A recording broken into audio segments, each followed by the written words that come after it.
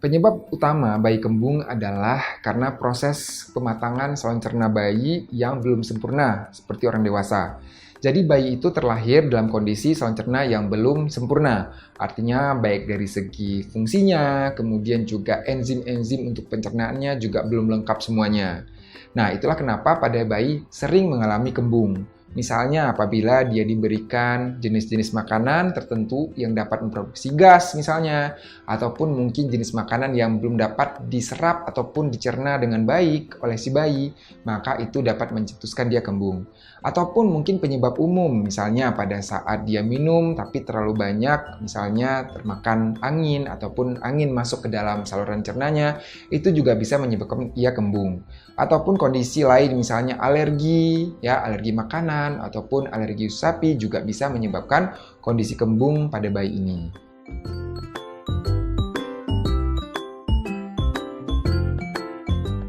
Nah, gejala bayi kembung ini ya umumnya adalah yang pertama perutnya itu terlihat membuncit, kemudian kita lihat juga perutnya itu bisa keras, bayinya juga sering kentut. Itu gejala-gejala utama. Tapi kalau misalnya kembung ini juga ada misalnya terjadi karena kondisi infeksi misalnya pada saluran cerna, maka itu bisa juga muncul gejala lain. Misalnya ada demam, seperti itu.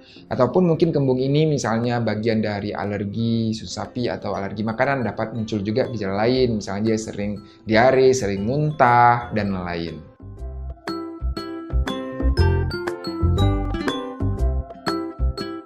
Pertama harus dilihat dulu ya, kembungnya itu karena apa? Karena tentunya berbeda penyebab, maka penanganannya juga berbeda.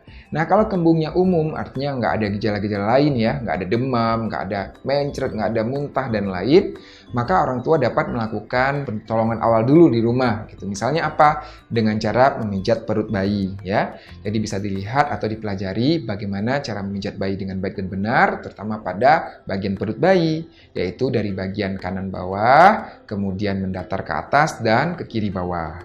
Nah, ini juga untuk melancarkan agar udara yang ada di saluran cerna bayi itu dapat dikeluarkan dengan baik melalui dubur. Nah, kemudian ada hal lain yang dapat dilakukan, misalnya adalah dengan gerakan mengayuh.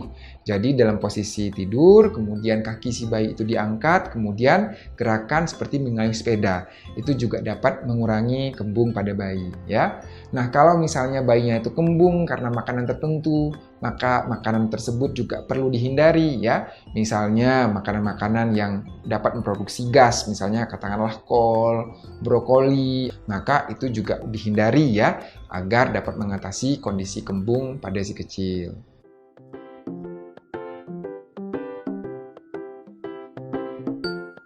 Kalau kembungnya itu disertai dengan gejala lain, misalnya apa? Demam, itu kadang-kadang ada infeksi pada saluran cerna bayi.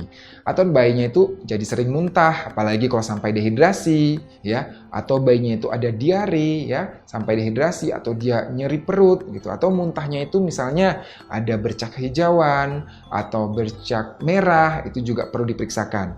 Atau pada bayi-bayi baru lahir misalnya, dalam 3 hari pertama dilihat kok perutnya kembung banget, kemudian ada muntah berwarna hijau, dan belum ada BAB. Nah, itu juga perlu diperiksakan, karena jangan-jangan itu ada kelainan bawaan lahir ya, yang perlu diperiksakan oleh dokter.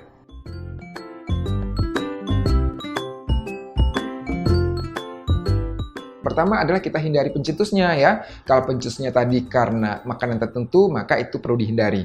Kalau penyebabnya adalah karena infeksi, maka infeksinya yang perlu diatasi ya. Jadi intinya adalah kita mengatasi penyebabnya tersebut gitu ya. Nah, adapun obat-obatan misalnya obat anti muntah ya, itu dapat diberikan dan dapat membantu juga untuk mengurangi kembung pada bayi ya, untuk membantu motilitas atau pergerakan dari saluran cernanya. Tapi tentunya obat-obatan tersebut harus sesuai dengan dosis dan petunjuk dari dokter.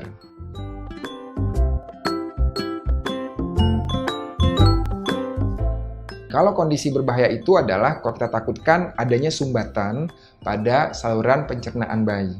Tandanya apa? Tandanya itu dia kembung tapi tidak ada BAB ya. Jadi makin lama makin kembung. Hingga nanti muntah, kemudian kita lihat cairan muntahnya berwarna hijau, ataukah misalnya ada darah ya. Pertama pada bayi-bayi baru lahir nih, kalau nggak ada BAB dalam 3 hari pertama, kemudian tadi dia kok kembung terus bayinya, nah itu harus segera dibawa ke dokter karena takutnya itu kondisi berbahaya, tadi takutnya ada sumbatan pada saluran cerna bayi ya. Kalau pada anak yang lebih besar, misalnya dia ada kondisi sumbatan, karena apa? Karena misalnya ada infeksi sehingga pergerakan ususnya itu melemah ya, jadi anaknya kembung terus. Ataupun ada kondisi namanya hipokalemi atau kekurangan kalium dalam darah, itu juga anaknya bisa mengalami kembung ya, disertai dengan kelemahan pada kaki, tangan, dan anaknya secara umum lemah.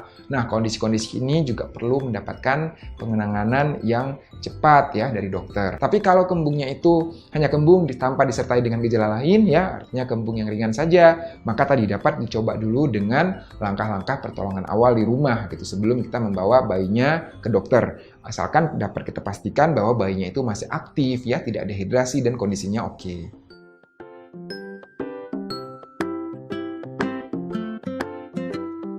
Untuk bayi 6 bulan ke atas ya, yang perlu dihindari dulu yang pertama, makanan-makanan yang dapat menimbulkan gas. Misalnya kol, brokoli, misalnya pisang yang masih muda, nangka, dan lain itu perlu dihindari.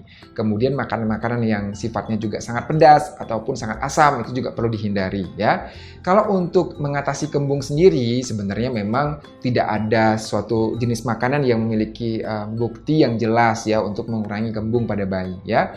Tapi jenis makanan seperti makanan yang mengandung jahe, kunyit itu juga bisa melancarkan atau membuat perut atau saluran cerna itu si bayi itu atau anak merasa lebih nyaman. Tapi tentunya juga tidak berlebihan ya, artinya hanya ditambahkan saja karena zat tersebut seperti jahe atau kunyit juga tidak boleh diberikan dalam jumlah terlalu banyak ya untuk bayi. Jadi hanya ditambahkan sedikit. Nah, makanya lebih baik memang kita menggunakan obat-obat luar saja ataupun dengan memijat bayi karena itu lebih aman sebenarnya ya, tidak masuk ke saluran cerna bayi dan tidak diserap. Demikianlah penjelasan saya mengenai kembung pada bayi, kapan kita harus waspada dan kapan kita dapat melakukan penanganan pertama di rumah, serta bagaimana penanganan yang dapat dilakukan oleh moms semua di rumah. Jika dirasa video ini bermanfaat, jangan lupa share ke moms yang lainnya. Dadah!